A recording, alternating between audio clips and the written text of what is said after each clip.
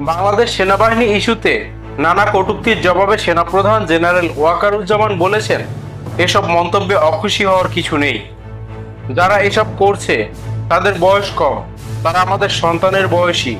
তারা বড় হলে নিজেদের ভুল বুঝতে পারবে, তখন নিজেরাই লজ্জিত হবে। মঙ্গলবার সকালে ঢাকা সেনানিবাসে অফিসার্স অ্যাড্রেস অনুষ্ঠানে সেনা সদস্যদের উদ্দেশ্যে দেওয়া বক্তব্যে একথা বলেন সেনাপ্রধান ওয়াকারুজ্জামান।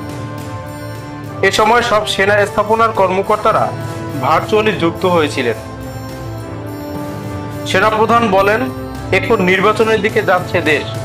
অবাধ, সুষ্ঠু ও নিরপেক্ষ নির্বাচন অনুষ্ঠানে সরকারকে সহযোগিতা করার জন্য সেনাবাহিনী সব ধরনের প্রস্তুতি নিয়েছে। দীর্ঘ সময় ধরে সেনারা মাঠে দায়িত্ব পালন করেছেন।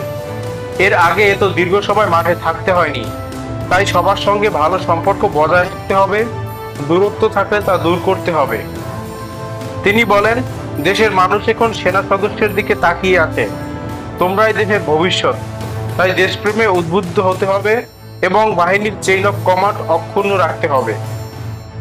সেনাপ্রধান ওয়াকারুজ্জামান আরো বলেন, সেনাবাহিনী একটি পেশাদার সংগঠন। মাঠে দায়িত্ব পালনের সময় পেশাদারি দেখাতে হবে। প্রতিশোধমূলক কোনো কাজে জড়ানো যাবে না।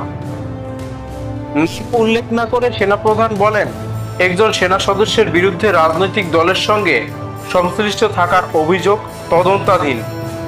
অভিযোগ প্রমাণিত হলে তার বিরুদ্ধে ব্যবস্থা নেওয়া হবে।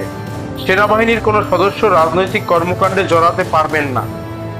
আরেক কর্মকর্তার বিরুদ্ধে নারী নির্যাতনের অভিযোগ নিয়েও তদন্ত চলছে। নৈতিক স্খলনের বিষয়ে কাউকে ছাড় দেওয়া হবে না, তবে মিডিয়া ট্রায়ালের ভিত্তিতে কাউকে সাজা দেওয়া হবে না। অভিযোগ প্রমাণিত হলে অবশ্যই ব্যবস্থা নেওয়া হবে। সেনাপ্রধান জেনারেল ওয়াকারুজ্জামান ঊর্ধ্বতন কর্মকর্তাদের উদ্দেশ্য করে বলেন, একজন সেনা কর্মকর্তাকে গড়ে তুলতে রাষ্ট্রের বিপুল অর্থ ব্যয় হয়। তাই কেউ যাতে অপরাধে জড়িত না হতে পারে সে বিষয়ে আগেভাগেই খেয়াল রাখতে হবে।